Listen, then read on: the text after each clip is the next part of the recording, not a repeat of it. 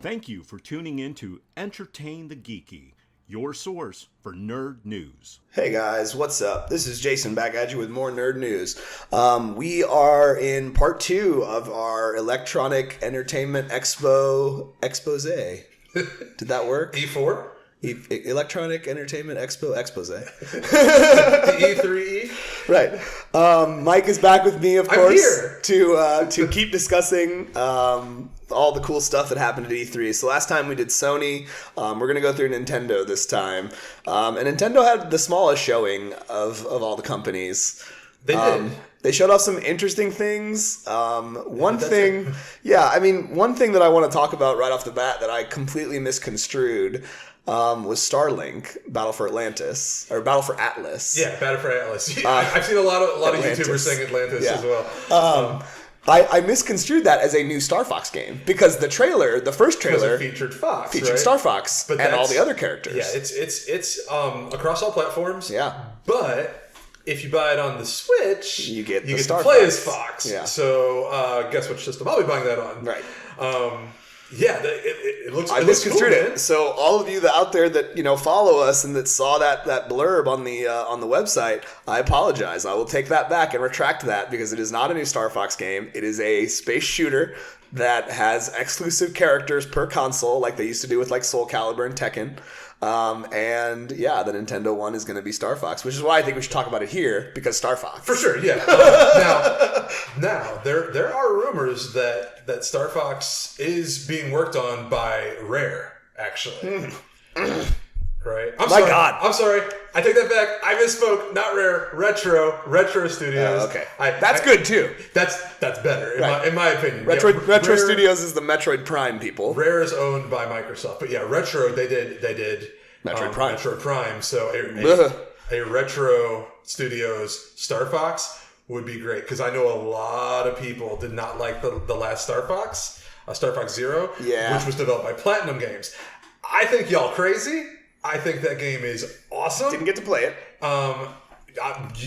You need to come over. I will. Or I'll bring it over. I'll bring my Wii U over. I think that game, maybe I'm just weird because I like complexity in games. I don't like just being, given like a couple buttons to go through. To me, it felt like I was flying a ship, because you had to use the integration of the Wii U pad with the TV. I think it's brilliant. There's a small handful of us that do. Sure. But hey, everybody else is lost in my opinion. That game's awesome. Yeah. But a Retro Studios Star Fox would be pretty sweet. Yeah, and I mean, I think that they dropped the ball. Retro Studios is also supposed to be working on Metroid Prime 4. Yeah. And we didn't get any announcement. And I think they dropped the ball on that because I think that would have been a highlight of not only the conference, but definitely of their press conference. I think of the big three, we'll call them, I think Nintendo definitely had the weakest showing as far as their conference goes. But I also understand it because it was basically just another Nintendo Direct. And you get Nintendo Directs, like it seems like every month, sometimes more in a month. Sure. But this is the biggest games platform. They really should have had maybe one or two things that they could have surprised us with. There was nothing really that was announced that I feel was surprising. There were surprising elements about the things that they announced. But last year when they announced Metroid Prime 4, I think everybody was expecting to see something. This year, even if not gameplay, maybe just like a cinematic teaser, like a tech demo would have been something. really cool. And I gotta say, man, that is the biggest disappointment. That, and I would have liked to have seen Bayonetta 3. Sure. Since they announced that not too long ago. Also, where the hell is the Yoshi game they showed last year at E3? That game looked almost done, and it's a Yoshi game. Right. I have a theory that the lack of favorable reviews for the most recent Kirby game has them going back to the scrap board for this Yoshi game because it just looks like Yoshi's Woolly World in cardboard. Yeah. I'm down, but sure, but you want a diversity, right? I think they may have decided to do something different with that game because that they showed gameplay and to not have anything about it. No, yeah.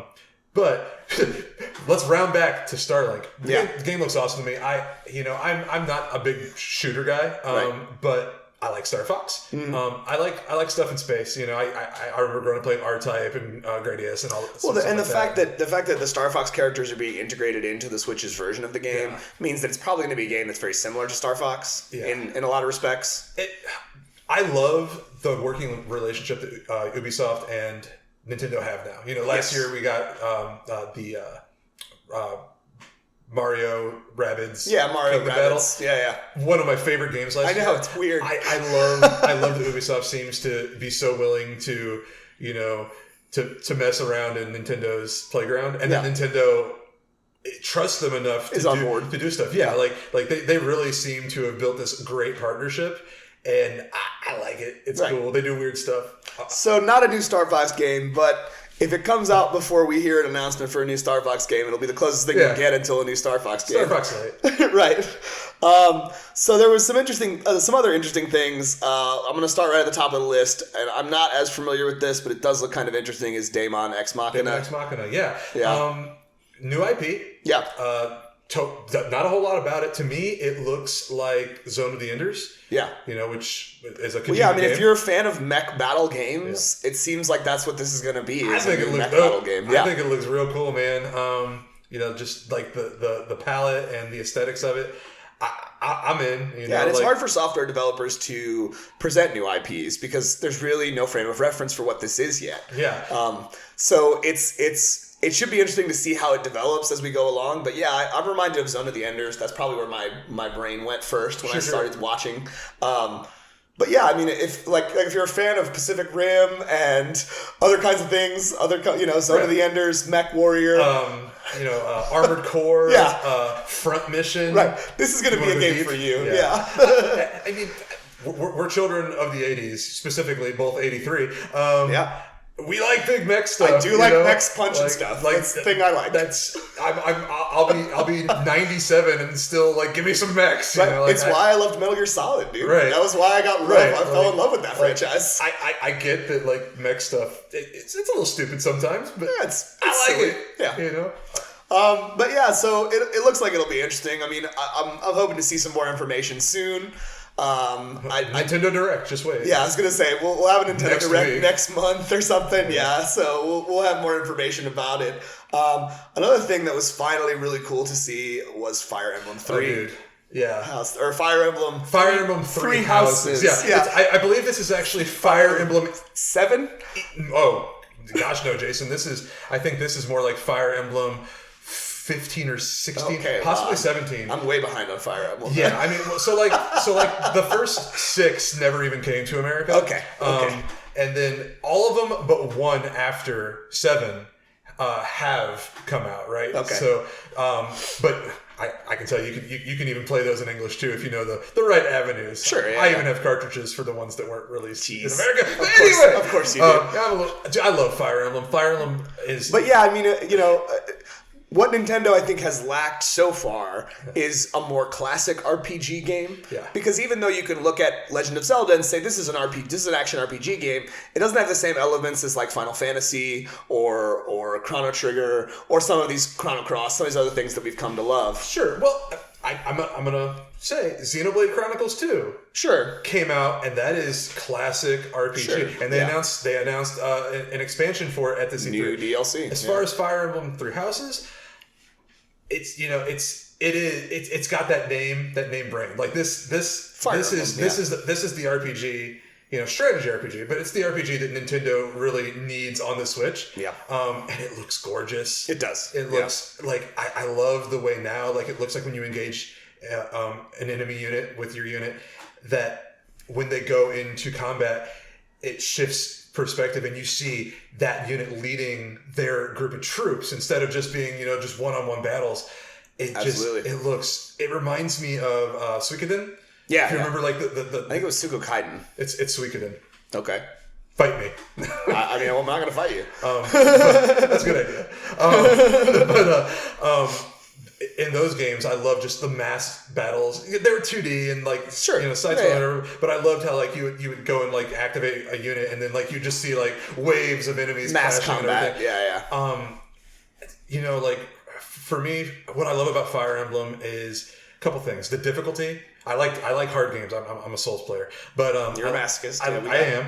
I like hard games, and so like Final Fantasy Tactics, great game. Fire Emblem, there's permanency to it. When you lose a character, you lose a character. Yeah, I mean, Fire Emblem I think Final Fantasy Tactics was trying to catch up to what Fire Emblem did. I mean, Fire Emblem's been doing this for a long time. Yeah, when they made the Tactics games, they were trying to catch up to the success of Fire Emblem. What's so interesting though is like Fire Emblem almost died. Fire Emblem was on its last legs, and then Awakening came out on the 3DS, completely reignited the fire. Yeah, puns. We got puns. Yeah, there we go. And for me, it's just really exciting to see that they are going to have a new Fire Emblem on console. Yeah, you can take it portable, but we haven't had a console Fire Emblem since Radiant Dawn on the Wii. Yeah. That's what I was hearing. Yeah, it's exciting to see a console one again. It is, yeah. and it looks beautiful. It does. It looks gorgeous. As someone who's not as familiar, I've played the games. I like strategy RPGs, and I like real-time strategy battle systems. But I mean, even as someone who's not the hugest fan of Fire Emblem, I am excited about this game. Right? Yeah, it's all the reasons keep stacking up for me to get a Switch. And if Zelda, Mario, Metroid, all of these things are not enough, this game looks pretty freaking great. Yeah, so. It's nice to see them expanding their roster of games and things like this. So another one that popped up that you kind of filled me in a little more on was Octopath Traveler. Yeah. So Octopath Traveler, another RPG. Yeah. Switch is finally getting some more RPGs. It was announced quite some time ago, but they dropped a demo like day of E3 when they announced it, which Nintendo did a lot of. Like they announced a few things that they're like available today. Right. Nintendo's always really cool about doing that. But the demo for Octopath Traveler came out. Basically, what it is, it's a game where there are 8 separate protagonists whose stories all kind of intermingle and weave in and out of one another. Right. And it's done in the style of 16-bit RPGs, so like Final Fantasy 6 or 3 for some people, and like Chrono Trigger and stuff like that. So it's a modern game using that style and aesthetic. I'm in. Yeah. It looks like a lot of fun. I love these throwback RPGs. I Am Setsuna. Yeah. Came out last year, a couple of years ago. Awesome throwback to Chrono Trigger. Yeah. And then they followed that up with Lost Sphere, again, still kind of in that Chrono Trigger vein. I mean, it doesn't look like it's going to, shake things up too much. No. But it does look like, I mean, one of the things we love in this day and age is our nostalgia for what things used to be. And it looks like it's going to capture that magic. To me, it looks like Final Fantasy when Final Fantasy was still great. I love Final Fantasy 7 and 8 and 9 and even 10 and even 12. But for me, the epitome of Final Fantasy will always be Final Fantasy 6. That game is... Which was 3, right? Which was 3 originally in America, but that game is like pure perfection. That was the Super Nintendo one, wasn't it? It was the second one, yeah. There was Final Fantasy 2, which was Final Fantasy 4. Right. We skipped 5 here, and then Final Fantasy 6 was 3 in the West. Yep. So, that was. I think that might have been the first Final Fantasy game I played. Actually, was the Super Nintendo versions of them. I had the very first Final Fantasy on Nintendo. I didn't have a Nintendo Final Fantasy. I did not like it as a kid. As a kid, it's too complicated. Way too engaging and complicated. Yeah. I lucked into SquareSoft RPGs through this weird thing where like I at my school, my middle school, if you were really well behaved, you earned points. And there was this, it's kind of creepy actually, there was this closet of goodies that you could trade in your points. And I actually got my copy of Final Fantasy 3 from this creepy closet. All right. That's weird, right? Yeah, that's strange. But yeah, so Octopath Traveler looks like I said, it'll capitalize on that nostalgia for older style RPGs and the things that we love. Like you said, Chrono Trigger. It's one of the greatest best game ever. Greatest games I've ever played in my life, and it still holds up today. I think is one of the greatest games ever. Yeah. But moving on into some bigger things.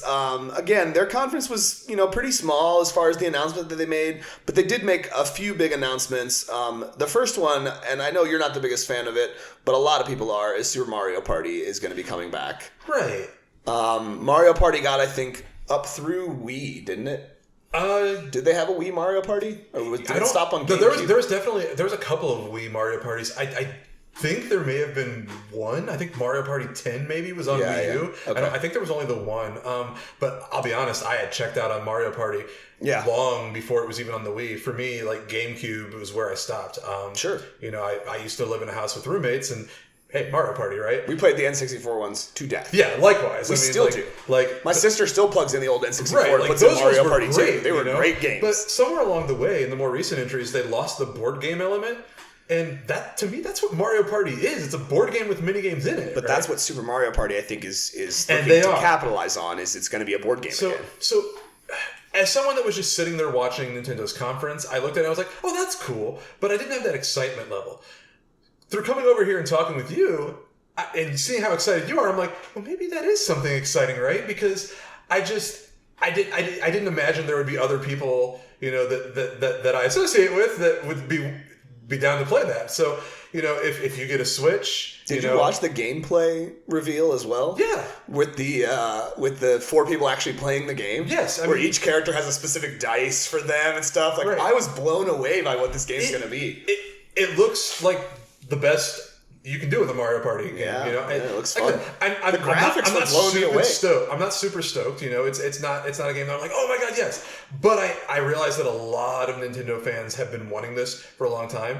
So it is pretty cool that they kind of surprise announced this. There was nobody was talking about this. They were talking about like, oh man, I wish they'd bring back Mario Party. So it was cool because honestly, Nintendo didn't really announce a whole lot of anything else new. No, not really. So yeah, this was kind of one of only a handful of things that were newly announced. Everything else we had heard was coming. Yeah, and I mean, watching the gameplay, it seems like it reminded me of N64 Mario Party, with the 4. Everyone takes their turn, and then a mini game comes up, and the mini games are simple. Yeah. Right. It's not something that's overly complicated. It's not something that would take you a few tries to get a handle for. It's something you can pick up right away, and you know what you're doing, and it's easy to play. You move on to the next one. And you move on to the next one, and I absolutely love the roulette wheel.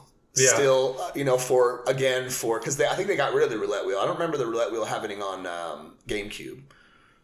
I only played the one. There was only one Mario Party on GameCube, and I played it, but I don't remember. I think they took out the roulette wheel, and it was just a randomly assigned thing, and that's what it is. But I love the roulette wheel because everybody in the room would always go, "Oh, play this mini game! Right. Come on, stop on this one!" Everyone would get excited about maybe their mini game that they love popping up. Sure. Because they were all there on the list. Right. I loved seeing, obviously, the question mark ones, because that's how the mini games were done in the old N64 era. Until you unlocked that mini game by playing it for the first time, you didn't know what it was. Yeah. They were listed as question marks on the roulette wheel. See, this is what I'm talking about. I am getting a little bit excited. I'm getting that nostalgia. It's a very throwback N64 style Mario Party. Well, maybe not a pre-order for me, but once it's out, maybe I'll think about getting that. And I think it's trying to take advantage of something that I think the Switch hasn't fully taken advantage of yet. Is its connectivity between multiple systems. You are 100% right. Yeah. No, for sure. It's awesome that it can do that, but I don't think enough games have taken advantage of it. I think that we're going to be surprised at all the things it can do. Yeah. This Nintendo Labo, which is not something that I picked up. It's not something I'm super excited about. If my nephew were 3, I'd be so over that, right? Yeah. Like I would get on top of that. Yeah, for sure. That. But from all accounts, it's amazing. Like the things that you can do. Like I've heard nothing but positive reviews. I on just those things. like as a 35-year-old man, right. I don't think I need to be buying Nintendo Labo for myself. Yeah, but I've heard nothing but positive reviews about all the peripherals that it comes with. Doing the fishing, I've heard is like stupid fun. But yeah, I mean, obviously Mario Party, I'm excited about, and I hope we can get more excited about it. I'll pick up a Switch. We'll try it. I'm getting there.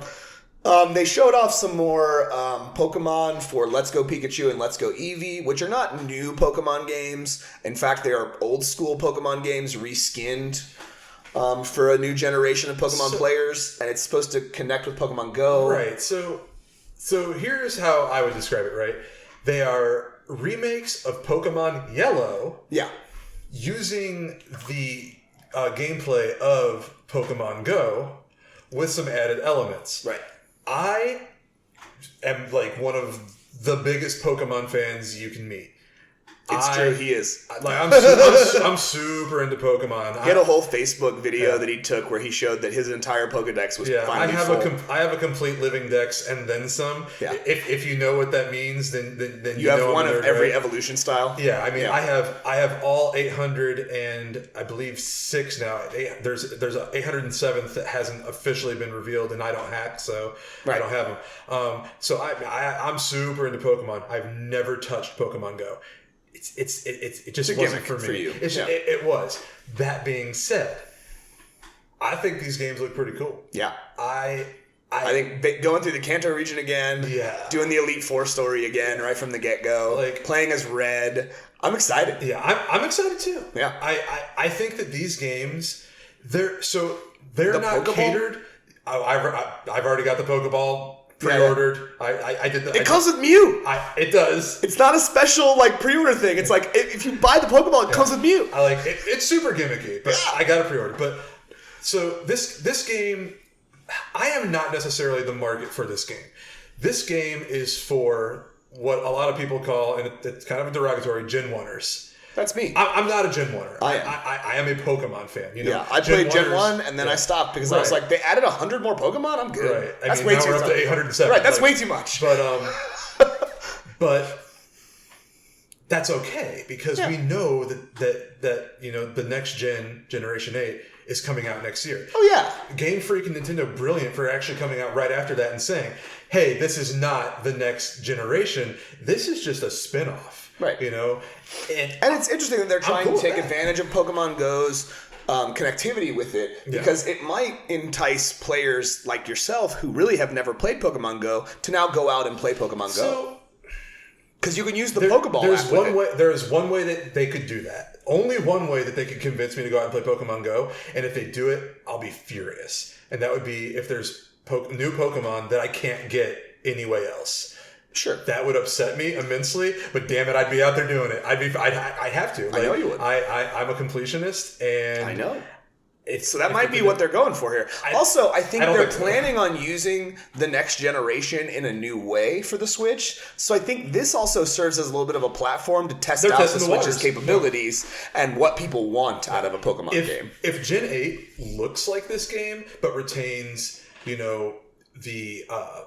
the core mechanics, I'll be happy. Because this one doesn't. This one, there is battling, but you level up more from catching the Pokemon. Right. Like when you catch another Pokemon, all of your Pokemon in your party level up. Right. Also, for the first time ever, you can have two people battling the same gym trainer within the game.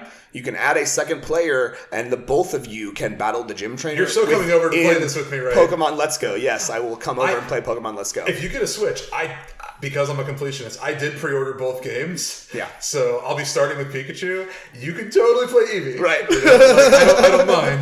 I appreciate it. Because I'm in. I want to try it. I am a Gen 1er first and foremost, so I love the idea that the only Pokemon that are going to be a part of this game are going to be the Generation 1 Pokemon. I do like the fact that we get to go back to a fully realized Kanto. Yeah. The last thing we got was Fire Red and Leaf Green, which was still in the Game Boy Advance. It looked cool. It was good. It was fine. Now we get to see something that kind of we're seeing what it looked like in our heads as kids, right? Yeah. So I'm super excited for it. I'm stoked. That was, Pokemon, Super Mario Party, both things I'm excited about, but the big one, and I think the biggest showing from their whole thing was Super Smash Bros. Ultimate. Yeah, I mean, so big that they literally did 3/4 of their show just talking about Smash. I know. And it's going to be the biggest roster we've ever seen in a Smash game, 50 plus characters. Every character that's ever been in a Smash game is in this game. Some new ones. Plus some new ones. Oh, that final reveal. The big one was being, Ridley. Oh my gosh. Like when they were at the end and I was like, oh, it's over. And they're like, oh wait, we have one more character to announce. Immediately I thought Ridley. Yeah. But even when they're sitting there and they show Samus walking through, I'm like, it can't be Ridley. Like he's come out and said, we can't make Ridley work in this game. Yeah. But it's freaking Ridley. I've been waiting for this for a long time. Yeah, I mean, it definitely it whets your appetite. I think for That's not all it wets. For Metroid a little bit, but yeah, it was interesting to see. If you're unfamiliar with Ridley, Ridley was the boss character in Super Metroid, I believe. He's been around since the very first Metroid game. Was he? Okay. Yeah, he and Kraid, they were much smaller in that and everything. Yeah, but okay. Ridley's the weird pterodactyl demon thing. Yeah. We call him he, the fans do. He is basically Samus's like arch nemesis, Sure. Even more so than Mother Brain. Okay. He just keeps coming back again and again and again. And there was Super Metroid had that. I think that was the final boss fight of Super Metroid, wasn't it? It was Mother Brain. Was it Mother Brain? Yeah. Wasn't Ridley a boss in that game though? Yeah. Okay. Before that, yeah. Okay. He's always sort of like the mid boss. You know what I mean? The sub boss.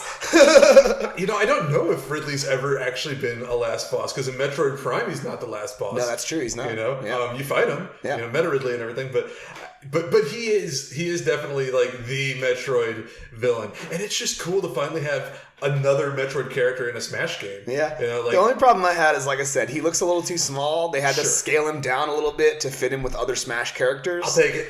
I'll take slightly smaller. Well, see, Ridley. it threw me off because when you see him at first, he's sized appropriately to Samus for the reveal, right? And then all of a sudden you see him fighting, and he's like her size. Sure. And I was just like, he's still one of the biggest He characters is. there are on He's there. bigger than Bowser for sure. Yeah, but I mean, is, I think, they the definitely had biggest to scale character. him down some. But Yeah. Smash, honestly, was one of the biggest highlights of this entire E3 for me.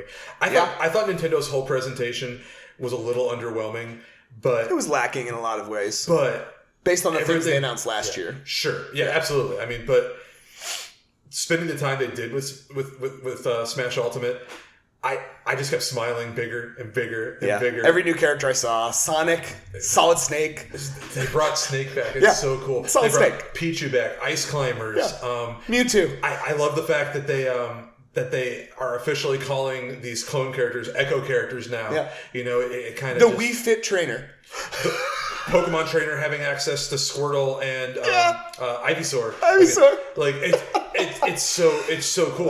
It's good. If there was ever a character and you were just like super pissed that they didn't bring them into the latest iteration, you don't get to be pissed anymore. They're there. Yeah, they're there. Now there is a funny thing going on though, because there's quite a few people out there that are upset. Why is Waluigi not a playable character still? Come on, Nintendo. That's not cool. I think you're right, though. You said earlier that they're just trolling their fans. I think they might be trolling us because they showed him as an assist trophy and everything. Yeah. And I think that they know that people are confused. Like, where's Waluigi? He's in every other Mario game. It's just funny though because like people were really wanting both Waluigi and Ridley. And they're both purple, and it's like, well, you got one purple character. Yeah, you know what I mean? sure. Personally, I would love to just have Waluigi as just an Echo character. Sure. He would. You wouldn't want to do him off of like Luigi, but maybe like Captain Falcon or something. Yeah. You know what I mean? Just have him be an Echo character. I hope Nintendo's trolling us because that'd be a great reveal. It would. And even though this roster is huge, they know what they're doing with Smash. They will add more characters to this. Oh yeah. Throughout the next 3 to 5 years for sure, like they did with Smash 4. So yeah, the one on Wii? On the Wii U. Yeah, Wii U. Yeah, which has like Ryu and Cloud. Yeah, and all those characters are still there. Bayonetta. Cloud's back. Bayonetta. Bayonetta confused me because I was like, okay, but literally her power is to get naked. Yeah, but she became a Nintendo exclusive character. I get it, but her power is to get naked. That's literally her power. Well, that's your power too. I still hang out with you. Whatever. But yeah, I mean, Smash was definitely the biggest thing that they revealed. And again, their showing wasn't as full as everyone else's. Like I said, especially in light of the things that they announced last year, like Metroid Prime 4, I really have loved to have seen some kind of tech demo for Metroid Prime 4. I agree. Like I said, they dropped the ball. That and Bayonetta 3. I think they did drop the ball a bit just because E3 is E3.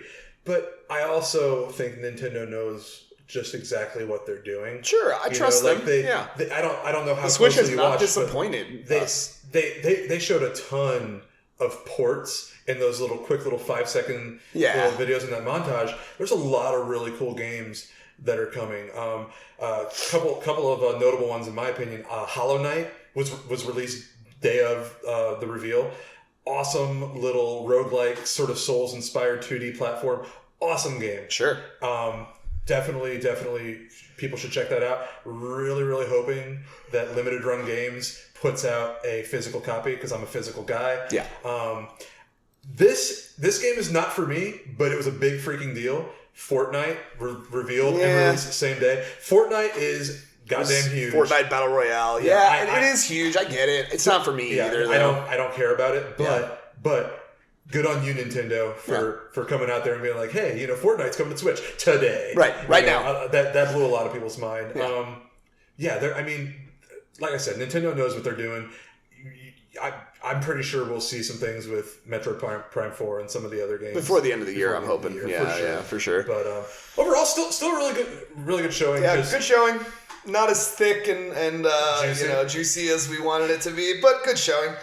But so that's going to bring us to the end of our Nintendo coverage. If you guys are digging what we're putting down, do me a favor, go on over to entertainthegeeky.com.